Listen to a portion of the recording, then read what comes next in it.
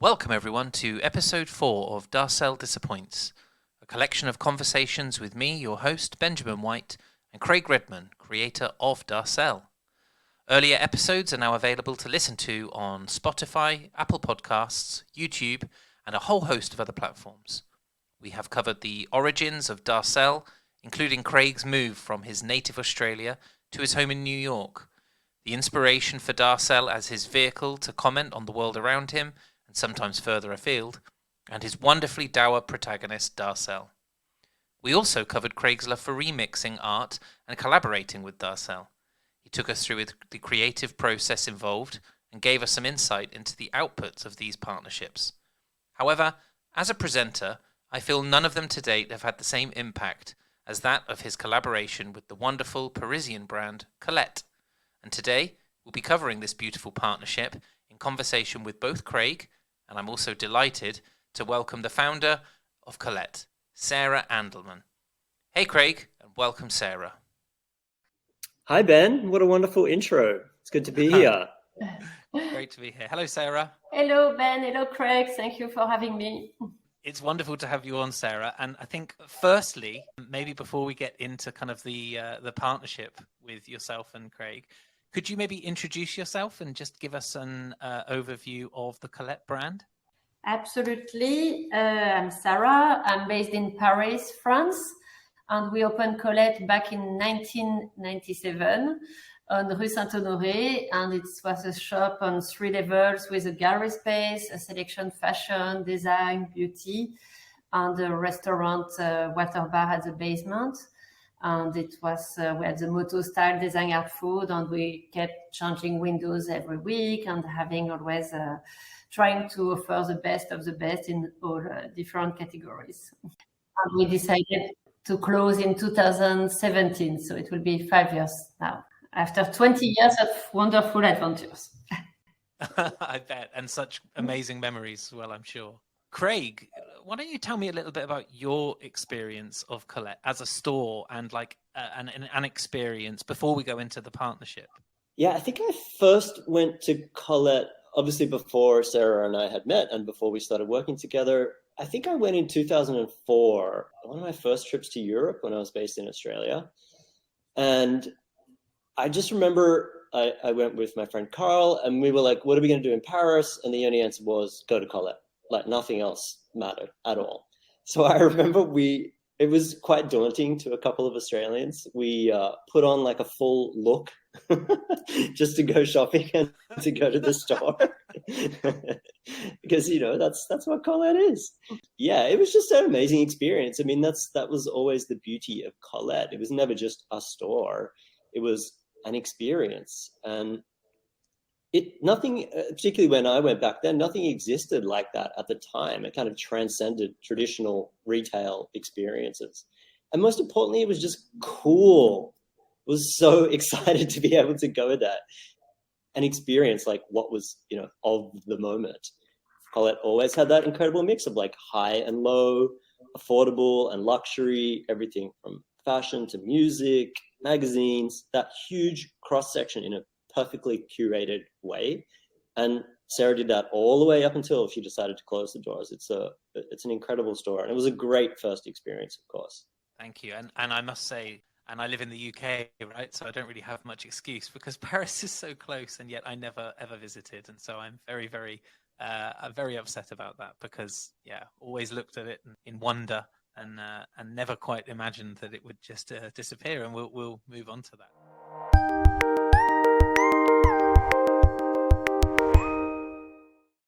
Sarah, can you tell us about the moment you discovered Darcel Disappoints and perhaps how you and Craig became acquainted? What I remember is the blog with the life of Darcel in New York, and I immediately fall in love with the characters, the situations, the graphics, everything. And like I used to, that was the beauty of Colette.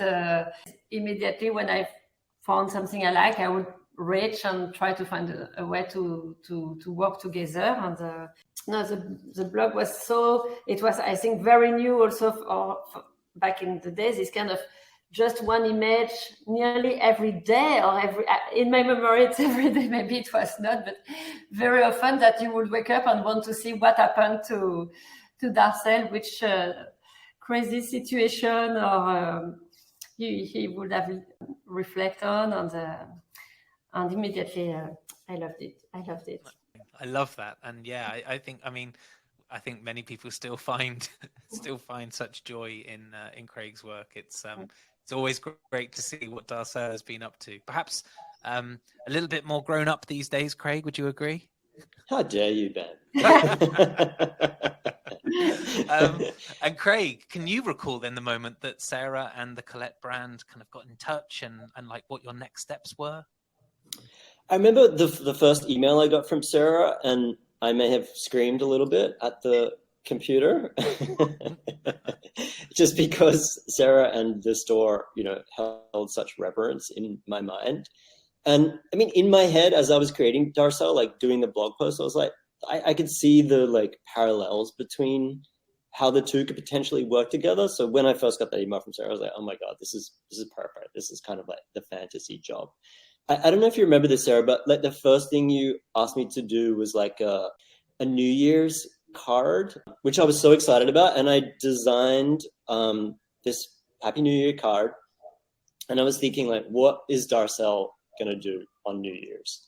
What he's going to do is get annihilated drunk and be very, very sick the next day. So I did this illustration of Darcel outside Colette vomiting because he was so hungover. And I sent it to Sarah. And Sarah, I think your comment was like, I love it, but do you think maybe Darcel could not vomit on the store? That's brilliant. And I was like, that is a good point. I didn't think about that at all. So I think what I ended up doing was like Darcel passed out in a puddle of drool on his back outside the store, which is a wonderful concession between the two. That's amazing. I'd love to see that someday. And Sarah, what is it that like endeared you to Darcel? What did you love about the character? I think exactly what Craig just described is how it's like immediately iconic. It's the character, the simplicity of just this eye, just two colors. After there is a color of the background, but the simplicity, and it says so much. And I think it's only genius artists can do that, because it seems simple like this, but simplicity can be the most challenging and difficult to achieve. And I loved how it would really, you would recognize yourself in the subway or visiting this exhibition, and the frustration you have from everything in every day. And I think there is a lot of Larry David in Darcel's world, and it makes you smile, it makes you laugh, and I love that. And I thought with for Colette, where we work with so many different, there was a few, we would have the gallery with monthly exhibition, but there was artists I would invite, like Greg said, for a New York card or for our packaging. And there was just a few, like I think of Kevin Lyons and Jean Julien, and Craig with Darcel had the same impact on me of something lovely, and which make you think as well, and which make you smile. So that was all this different information who made me want to work with Craig and more projects. That's so lovely. I really love hearing that, and it's great to know that I feel exactly the same, and I think everyone who embraces Darcel has the same feeling, right? Being able to feel the same frustration as Darcel when he's waiting in line for a coffee, or when he's trying to get served at the bar.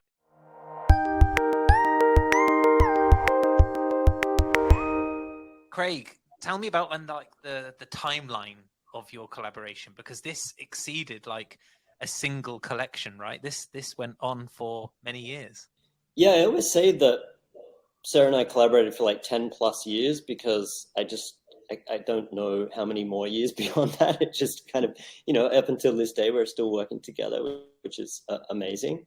But I think the first card that I did, that New Year's Eve card, was back in 2008. So ever since then, pretty much every year, we have done at least something together.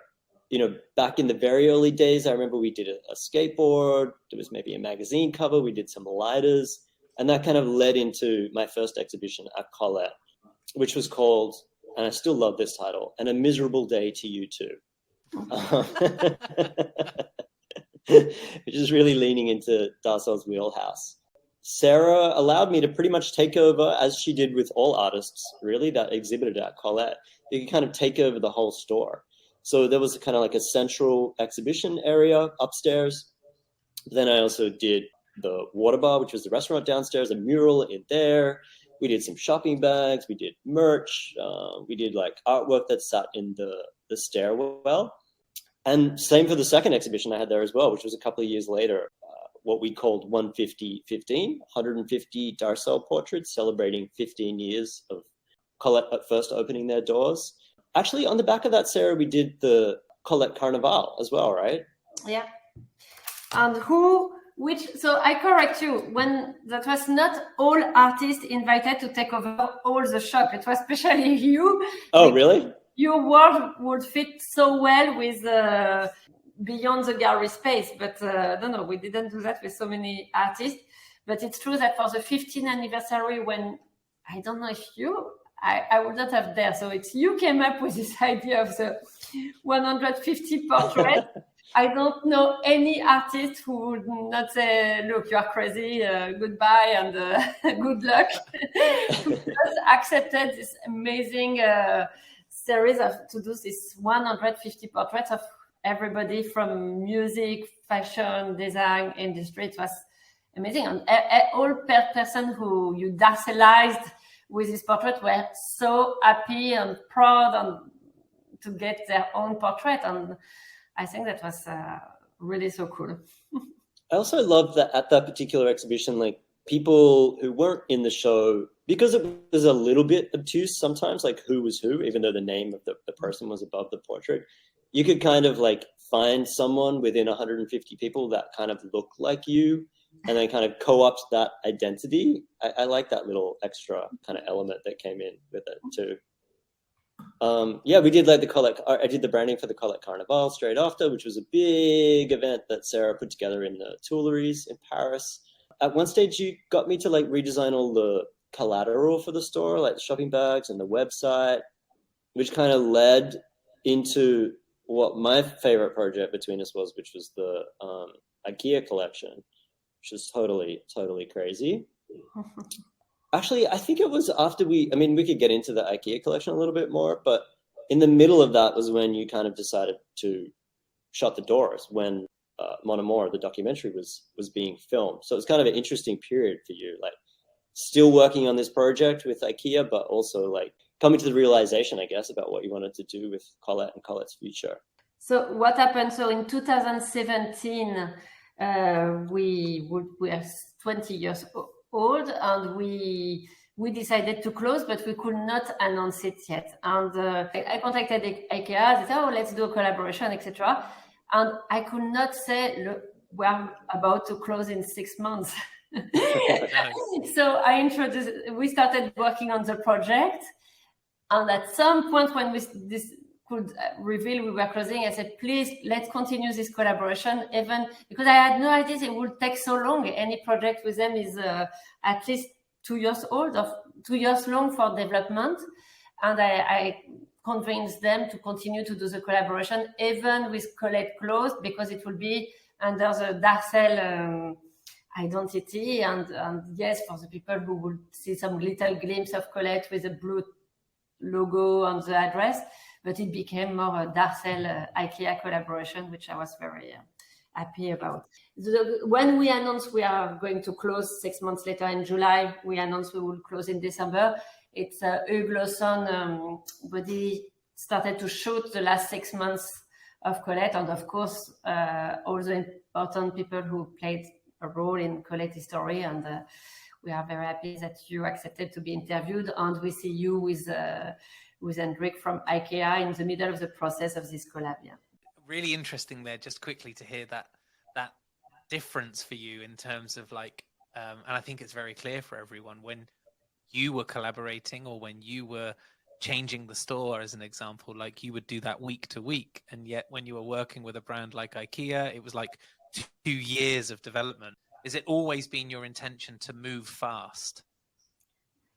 For me, it was lots of frustration for sure, because like Craig will tell you, we worked a lot last minute because of this rhythm of every week, every new windows, new events, every month, new exhibition. But also I understand good things take time, and that certain rules like that sometimes you have to respect. But even in my work now, I really start to get more mature about, yes, it will take time and we have to make it work around that. But it's true, it's it's different timelines. I don't think I've ever worked on a project that took that long. Like, I totally understand why it took years from the initial design to coming out, but honestly, it was a mega process. Often if I am collaborating with fashion brands, as Sarah knows as well, like it might take a year or two from when you kind of start designing a collaborative collection to it coming out. But yeah, definitely IKEA was the longest. Absolutely. Fantastic. Are there any kind of like favorites for you both in terms of from the collaborations that you did and the products that you created? Like what are your favorite products that were born of your working together? I honestly think IKEA was my favorite because like it was obviously fun to be able to design like furniture and objects, but also like Sarah and I got to hang out.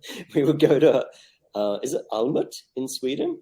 Yes, where is a little trip to the IKEA town. Exactly, the headquarters. Yeah. And we kind of every couple of months we'd meet up there with the IKEA design team and kind of go through any of the revisions or any new ideas. So it was a bit of a mix of pleasure and work. It's a good combo. I was actually thinking, remember that enormous stuffed Darcel they made for the press day? Yes. Like 8 feet tall kind of thing. I wonder what happened to that thing. That was so cool. It's just in a warehouse somewhere waiting for someone to find it. I'd say so. Incredible. How about you, Sarah? Are there any real favorites of yours? It's a little personal, but there is one very early illustration that Craig did for Colette with the character holding the Eiffel Tower and shaking hands with the character with the Statue of Liberty. It was a little Paris, New York.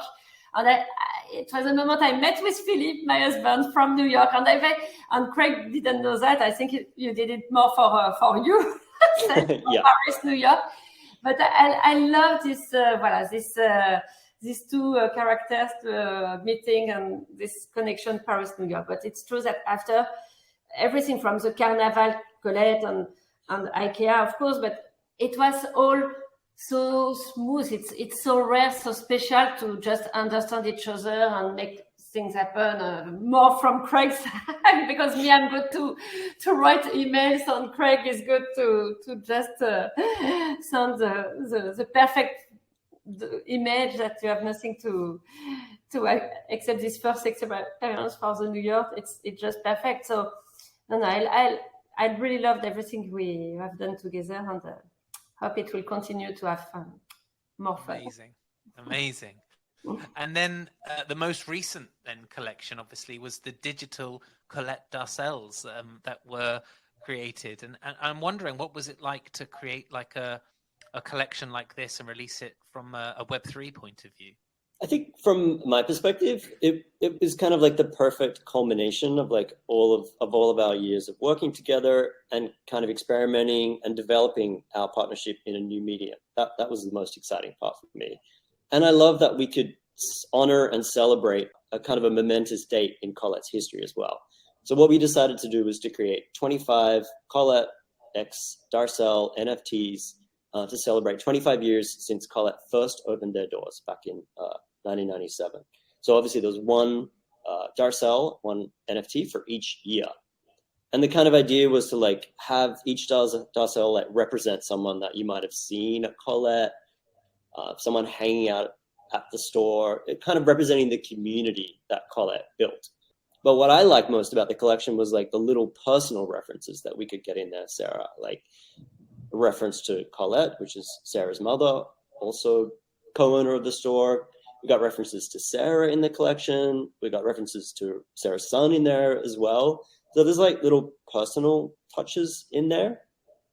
And it's obviously a celebration and a continuation of our partnership together. So I feel like it was a great combination of all those elements. Amazing. And how about you, Sarah? How did it feel bringing out that collection of digital Darcels with the colette touch? Well, I totally agree with Craig. And what I liked it made sense, because of course, since we closed, I received lots of proposals to come back with something with Colette, and it's not the point. We are happy we turned the page and closed the book, and we just want to keep this good, protect this souvenir of Colette.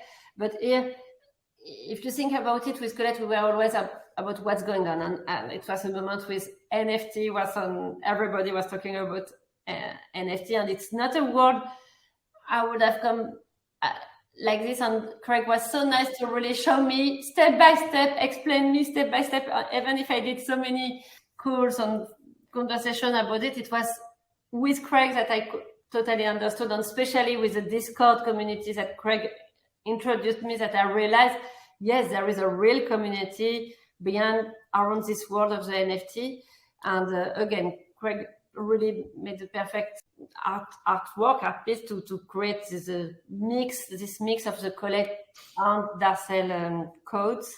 And it was a good moment, and I was really, really touched by this amount of people on the Discord who participate to the contest with an artwork or a story around Colette. I was blown away.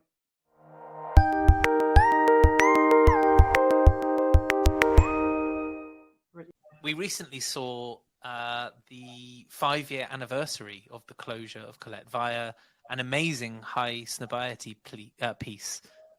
Sarah, we spoke about that a little bit earlier. Did you enjoy making that film, and how did it feel to acknowledge 5 years since the closure of the store?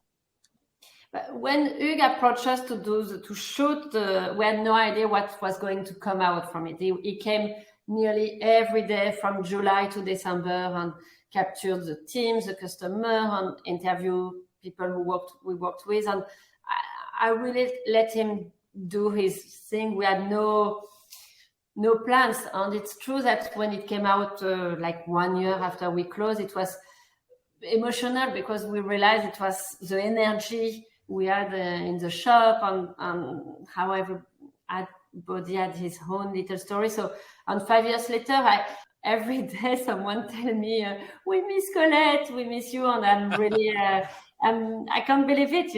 We didn't realize all of this, because we were working nonstop and just trying to make something. We are really grateful for the fantastic experience we had, and maybe we gave, and I think I really am so look, we would have never commissioned someone to do this movie. So we are so lucky that Hugues did it with his sister Eliane, and it gives us a memory I can show to my son, and later to his for the future. It's a good way to.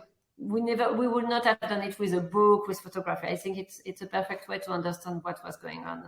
I know that lots of members of Craig's Discord community, as you say, were when obviously it became free to view for a period of time for 5 days, were so grateful to be able to watch it and really appreciated it. I watched it myself. It's a really, really fantastic film.